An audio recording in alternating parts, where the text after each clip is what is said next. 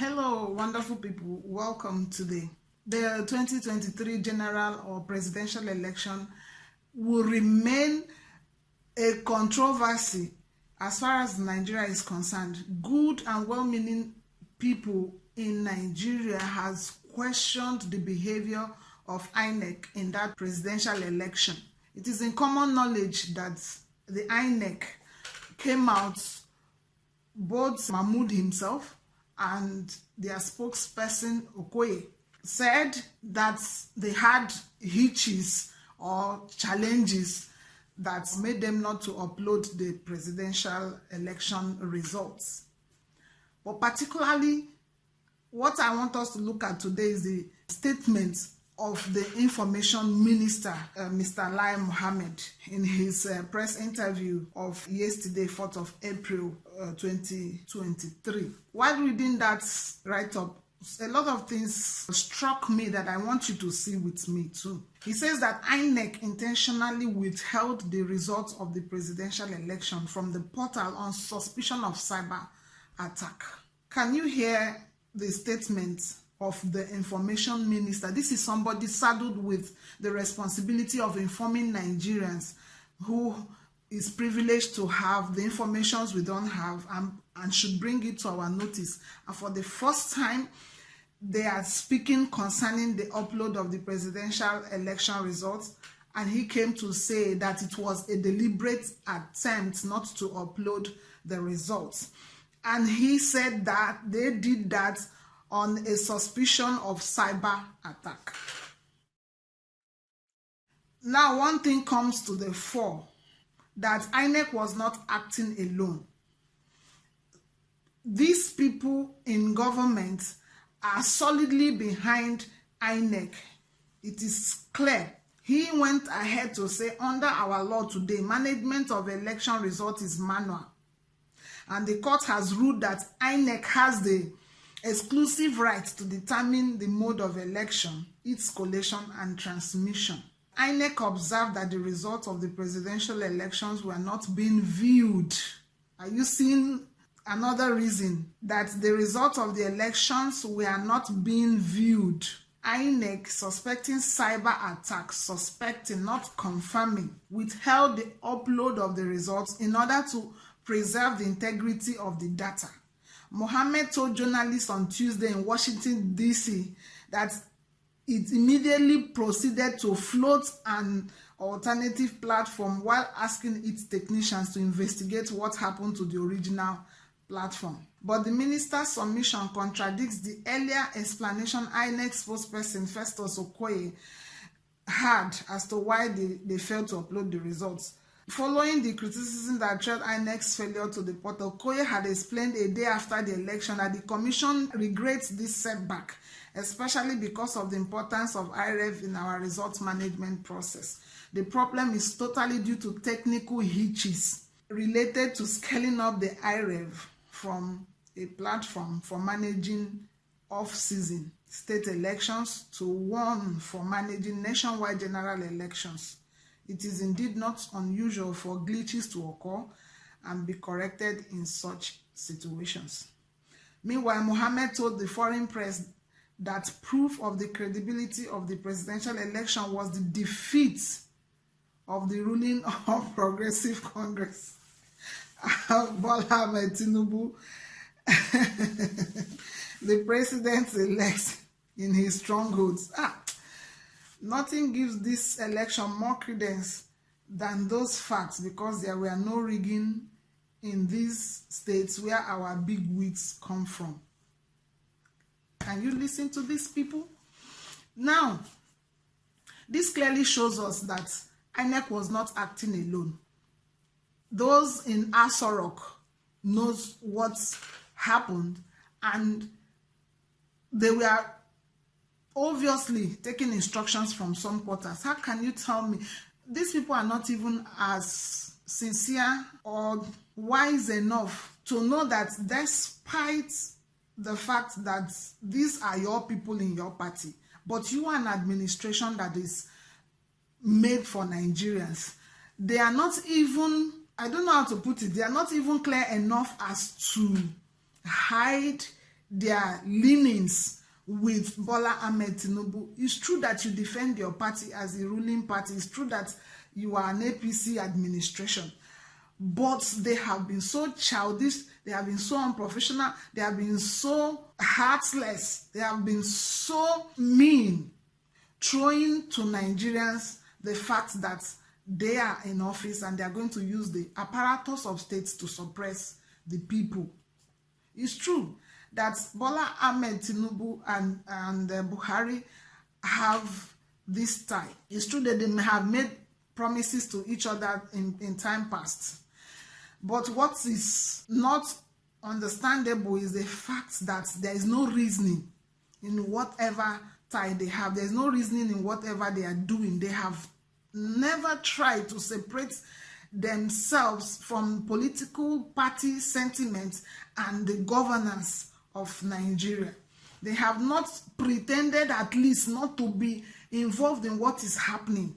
Look at what the Minister of Information is telling us now, which is contradicting. He has just come out to own it, that they made INEC or asked INEC not to upload that result. That is just what it means. And then you say you suspect cyber attacks. And then INEC was asked, do you think your server was hacked? And they said no. That is even a very good ground to annul that election. If you feel that your cyber was hacked, the information there is compromised, that's a very good ground to say the integrity of this election is in question. Let's cancel the process, or let's review a lot of things. Even while they were collecting results in that election day, people raised the alarm. They never went back to look into what the people were complaining about or saying, knowing that it is not only the APC that came into that election. There were many other parties that had raised the alarm over the way things were being done.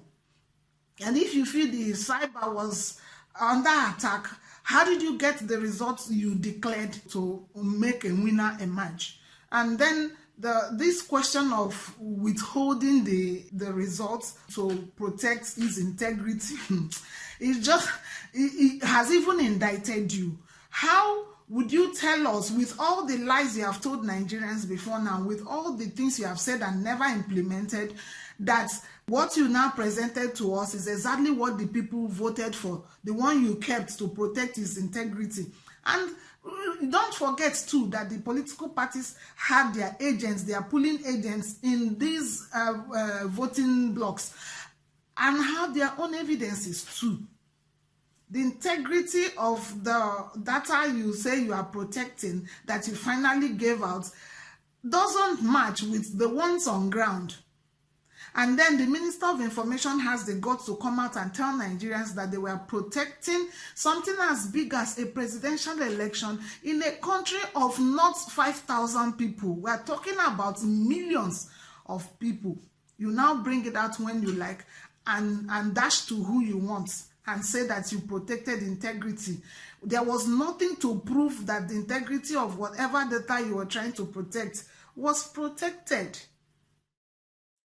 And again, he says INEC has the power to decide how to transmit results. Nobody is disputing that. They have been given the power to conduct elections. But like every game, the rules have to be set before the game, and then everybody will follow it. You cannot wake up in the middle of the game and change the rules and then make it suit who you want and say because you have the power to do that. So the question is, at what point is INEC expected to set those rules? And at what point did they set the rules for this particular election in question? And then you say we have been collecting results manually. Then what about the new Electoral Act and the guidelines that INEC provided for the elections? These are questions that these people are not asking. And then they are not even magnanimous enough to tell themselves the truth. Nigerians do not trust these people any longer, because everything coming out from them are lies. And then I don't know how they have come to this extent of taking Nigerians to be fools, to be people that don't reason.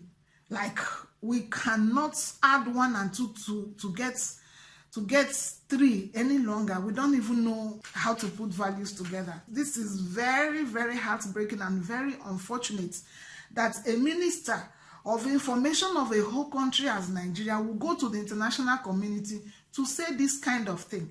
One thing he has made clear now is that they are complicit. They know what happened to the 2023 presidential and even other elections. They have been plotting the graph here and there. And if you see how they throw it to the face of the Labour Party that they came third, and listing the places they won, the permutations they gave, you will discover that they sat down to draw these things and make it look like, as in they have done all this analysis and assigned numbers to it, so that one day they are going to say he didn't even come second because he's the third. So why is he laying claim to the first? You see how it is? And this issue of how can you tell the whole world that because your candidates or the person in your party lost election in his strongholds, that's the evidence to the credibility of the elections. While it has been proven that because they were not privy to the exact, they didn't even know the massiveness of the voting for a particular candidate in their stronghold, so they could not. The total registered and accredited voters have to match. So, and they can't import values because they can't import values to make up what they want. There was no way they could upturn that Lagos values after picking from this side to add to this side. There's no way they could do it any longer to get to the number where it will be that they won. So they had to leave it. This is very heartbreaking. This is heartbreaking. And it's shaming to know that even the same minister went ahead to say that the people complaining for a broad daylight robbery are committing treason. Do they know what treason means? Treason is not a regular word or offense, something you can always pick up and say somebody committed treason. Crime against the state. That any slightest thing you say somebody commit treason, hence I say they committed treason. This one you say they committed treason. While the people are fighting to clean up the system and get a government that works for the people. Well, what I will tell Nigerians is that the time to clean up the system is now, and there is no amount of intimidation, there is no amount of gaslighting, there is no amount of being on the offensive, because the APC is on the offensive now. What they are doing is give it to them, and to make you just be defending yourself. Nobody should be defending themselves. If they come with this offensive, we will give it to them. APC is not acting like a party in government, and like they know that the government is not just for APC members, it's for Nigerians. Lai Mohammed has to call himself to order because he has come up again with this issue of treason. If every speech, every action in Nigeria is termed treason, I don't know who else will stand. Maybe we'll start looking into all that they have done and still charge them with treason, because somebody like El-Rufai dared the president, made a broadcast against the president's broadcast. Which other treason is that?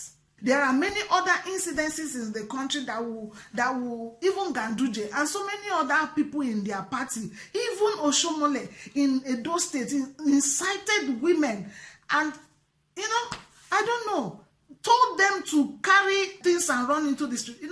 They don't make the differences when people say, we will not accept this. If this happens, we will not accept this. Even that is being accused of treason laid precedence for the statements he made, but they will call a dog a bad name in order to hang it. They should stop these parts they are towing. It has come to a time when they get reasonable, because they are the ones tearing this country apart. They are the ones tearing they are in power. They have all the arsenal of the state. No ordinary Nigerian has the powers they have, and they are abusing that power and still throwing it to the people, that they are the ones abusing the power. And if they are not called back, if they don't call themselves back, they are plunging Nigeria into something that they cannot handle. because I see that they are relying in force and abuse of office, but it cannot go far.